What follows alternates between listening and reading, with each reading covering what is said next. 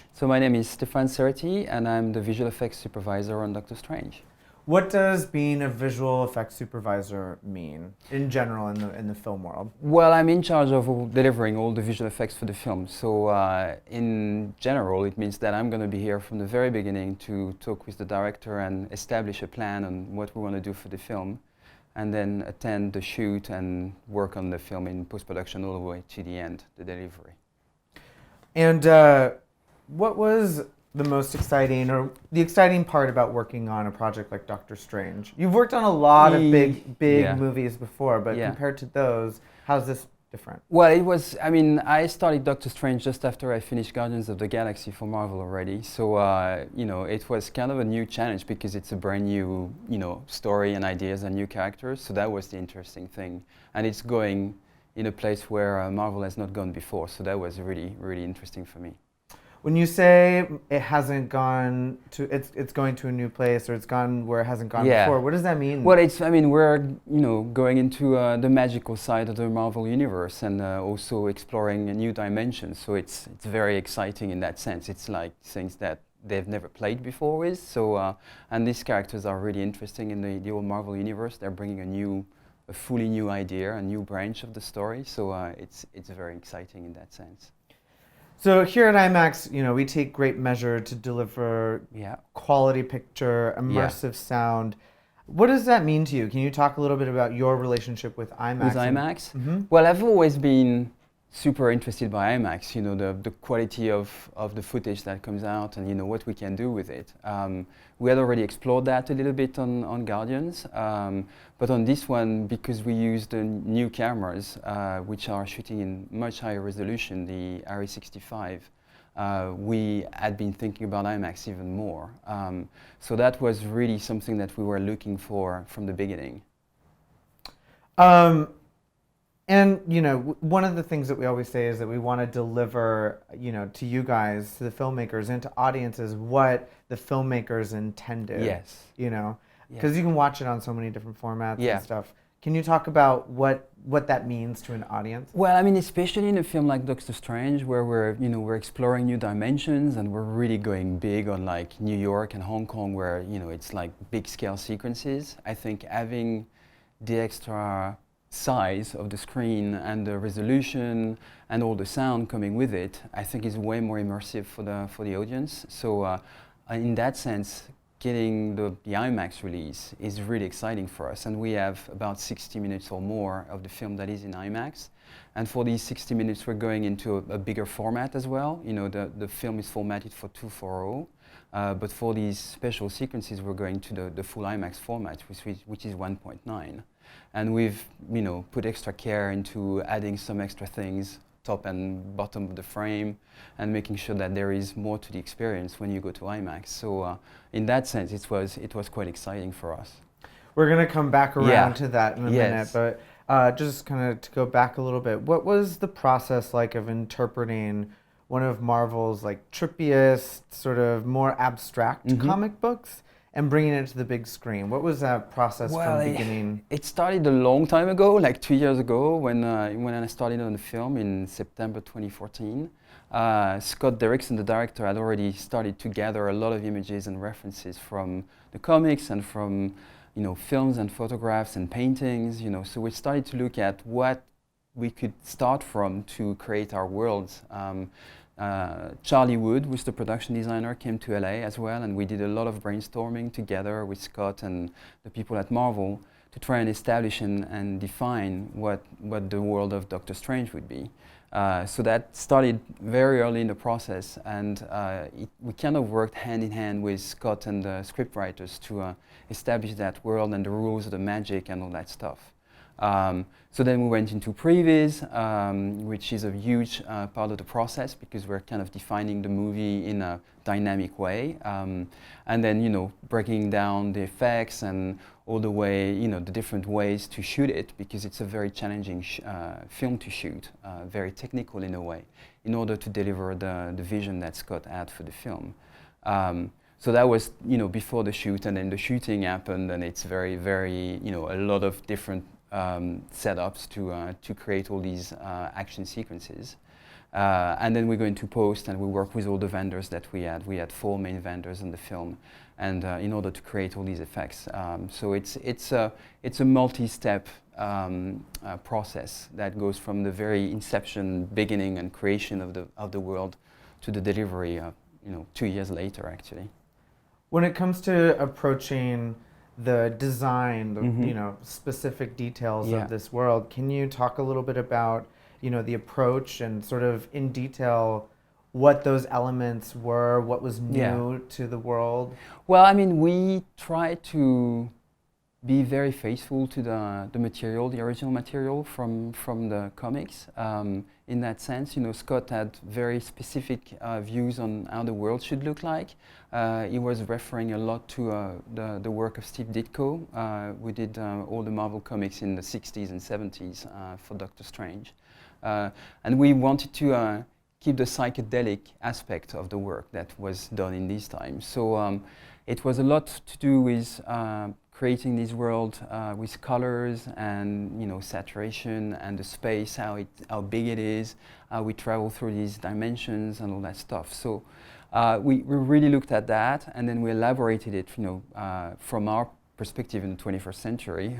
So using the tools that we have now to create all these worlds in 3D and being able to fly through them and explore all these worlds. So it was a kind of an interpretation of what was on the page a long time ago and trying to make it fresh and new for today. Awesome, yeah. Why is Doctor Strange the type of film that demands to be in that special IMAX format? Well, I think that's so, the film is very visual because we're trying to do a lot of visual storytelling, because all these magic and all these worlds that we're exploring are being told visually through the film. So in that sense, and because of the scale of the film and the scale of the magic in the film, I feel like IMAX is definitely the right format for it, because it gives us the extra space and the extra immersion for the audience to go into the film and really be taken by it. And I think the IMAX is the right format to it. And 3D IMAX is even better. Yeah, we often talk about sort of the immersive quality that IMAX adds to a film, from the curved screen to the extra, and even the seating is like a little further up. Do you want to talk a little bit about why those aspects of? Well, I mean, we work on the film in a normal format. We just look at it in normal screens, and then I did the first few viewings in IMAX, and I was like blown away, to be honest, because even for me, it was like rediscovering the film, because we don't look at it in IMAX until we're really getting into the IMAX process. Even though we think about it and we design the shots this way, we're like, when I was sitting for the first time in the IMAX theater, looking at it in IMAX, even for me, it was like, oh wow, So I think it's totally. It's even for me, it was like a total rediscovery of the film, because looking at it with such a big screen and being so immersed into it is like, it's like a new experience. Even as, I've worked on it for 2 years, and looking at the images that we have shot and the images that we have created was such, it blew me away. Really, it did. And I was very, moved by it in some ways when I saw it the first time.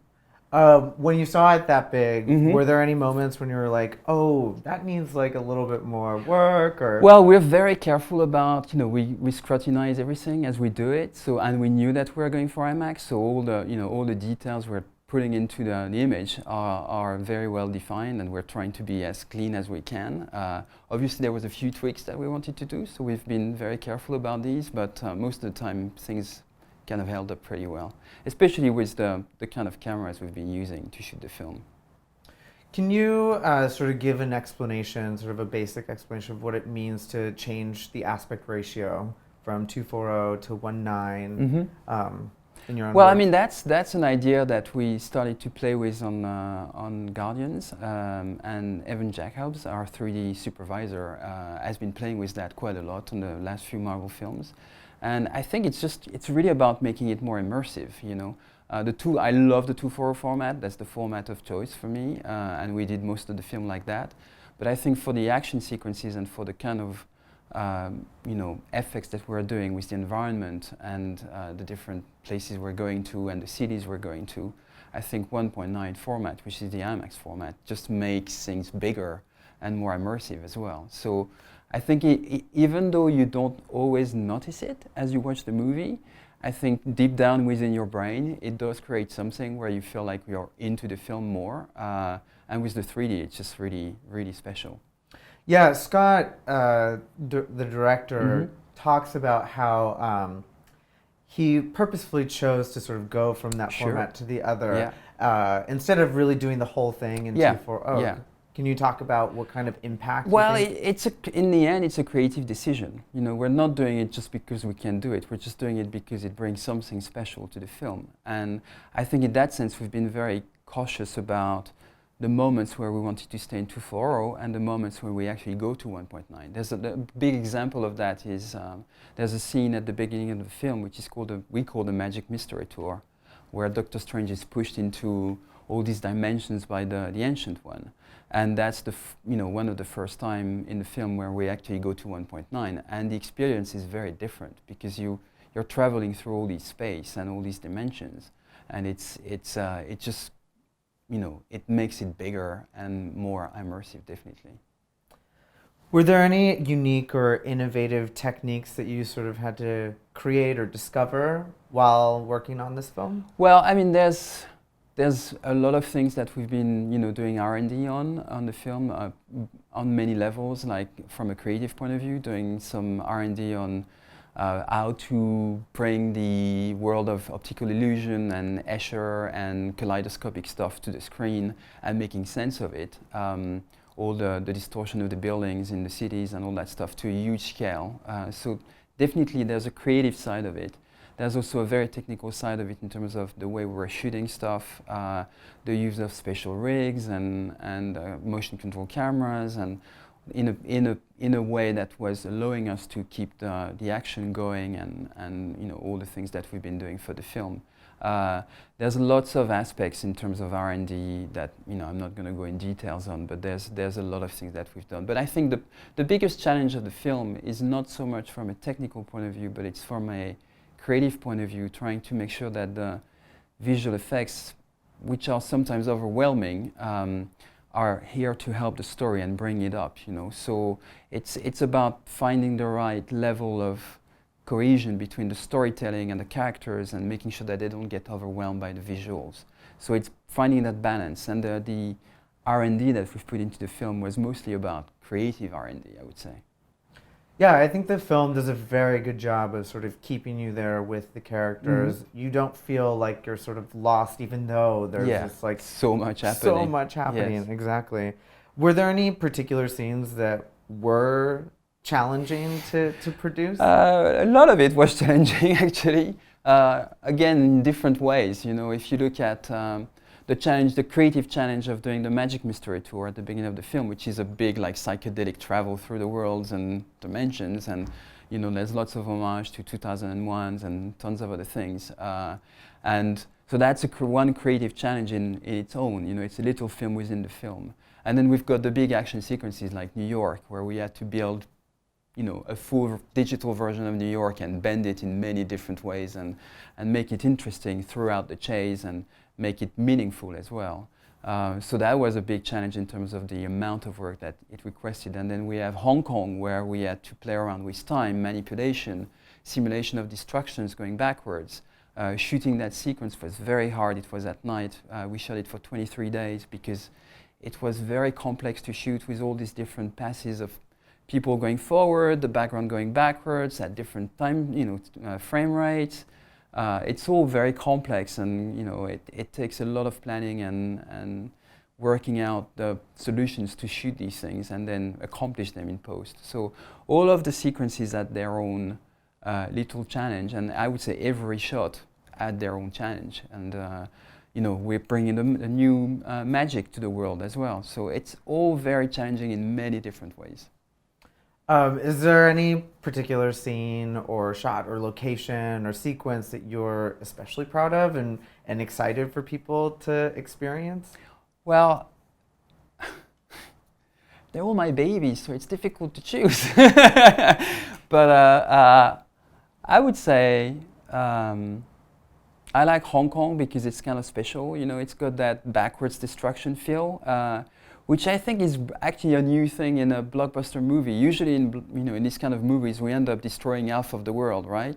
And now, if you look at it, at the end of Doctor Strange, we've not destroyed anything. We've actually rebuilt Hong Kong. It was destroyed, and we're going backwards. And so we're taking the whole idea of a blockbuster film, but putting it upside down, which I think is pretty clever, actually. So I think I'm pretty proud of that, of the idea and the way we've done it on screen. Yeah. I really enjoyed that aspect of Doctor Strange too. It sort of subverts the whole genre in a way. Yeah. We're trying to say, okay, well, we're not going to finish like the other guys where we're destroying everything. We're just going to go backwards. We're going to rebuild the entire thing, and at the end, everything's back to normal. And I think that was a fun twist on the old blockbuster idea. And just to go back to IMAX for a second, what do you think that extra top and bottom add, and what was the process of going in and making sure that it was worth going to see in that format? Well, there's lots of when you work into 4.0, there's lots of work we don't do up and down, to be honest. And here it was like actually more work to do that. But every time we were going into sequences that required that extra detail and extra information at the top and bottom, we're thinking, okay, so what are we putting in there that is worthwhile putting? Because it's an interesting format that we can play with.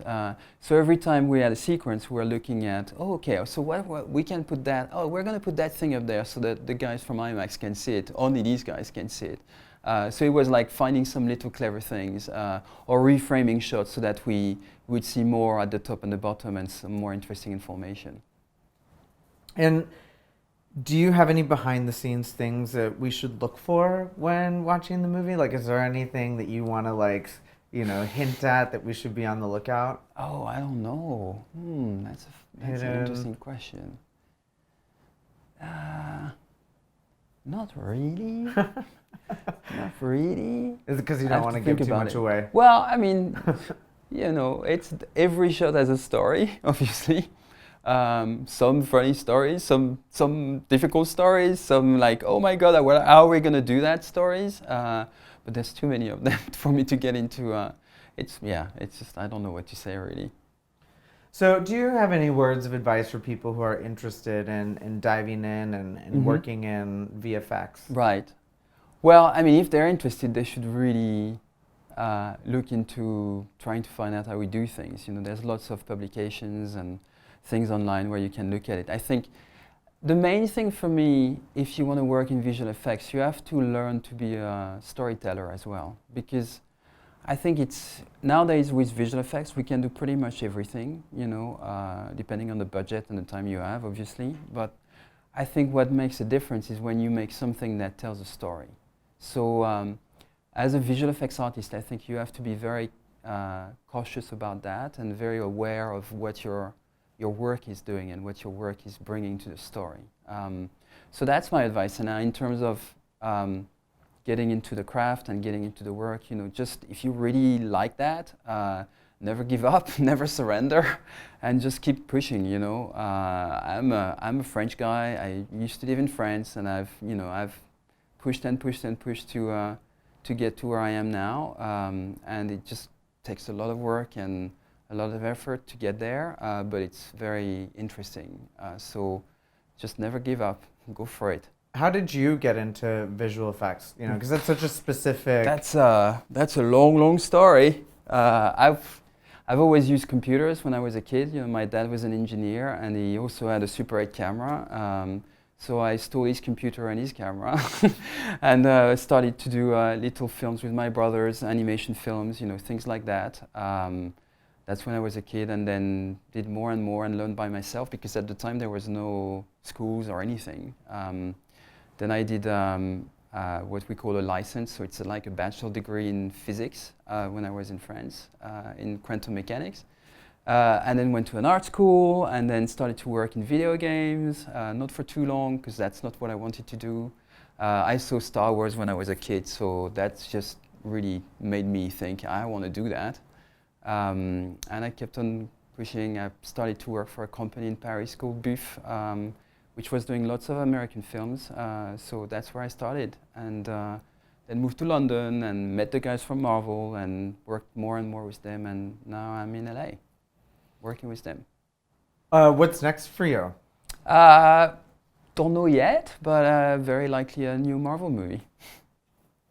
Do you want to work on one of those Star Wars films eventually? Well, I've had the question a lot when I was doing Guardians. Actually, I love Star Wars. I really love it. I think what they're doing with it is very interesting right now. But I've done my Star Wars. I've done Guardians of the Galaxy, so it's my own Star Wars, and it was new and fresh and different. So I'm glad I've done that. I'm not saying no, but I think I've done it. So we're coming up on our 50th anniversary here at IMAX. So we've been around for a while now. Can you tell us, your personal experience, like growing up, having, gone to see IMAX movies in, the institutional theaters, or, and what you think IMAX now in the last, decades has come into the Hollywood film business, how it's changed sort of movie going? Yeah. Well, I think, first my personal experience with IMAX was when I was a kid. The first big IMAX theater in France was at La Villette, which is a museum of science in Paris, which actually my dad worked on to build as an engineer. So I had the plans of the place at my house when I was a kid, and my dad was talking to us about it, And then we went and we saw our first IMAX movie there, which was pretty exciting. And I've always been super excited to see movies in IMAX at all these museums and things like that. And then I'm very glad actually that they moved into more like proper movies and everything. I think it brings a lot to the experience of going to see a movie. The bigger the screen, the bigger the sound, the more the better the experience is, in my opinion, for the kind of movies we're doing. So I find that very exciting. And it's been 50 years. Wow. But I'm very excited about the technology and the amount of detail and beauty that this brings to our film is actually very rewarding for us. So I'm very glad that IMAX is working with Marvel and that we get to do these movies with you guys. Do you remember the first IMAX movie you saw? I think it was. I wouldn't know the title. It was something about the space shuttle going to space. So the takeoff, with the sound, and you could see the space shuttle and all the plumes of smoke and the whole, theater vibrating and my ribcage kind of vibrating at the same time. So that was quite an experience as a kid, definitely. If you could pick any film of all time, what would you want to see remastered in IMAX? In IMAX? 2001 in IMAX would be cool. That's a really popular answer. Yeah, I'm sure.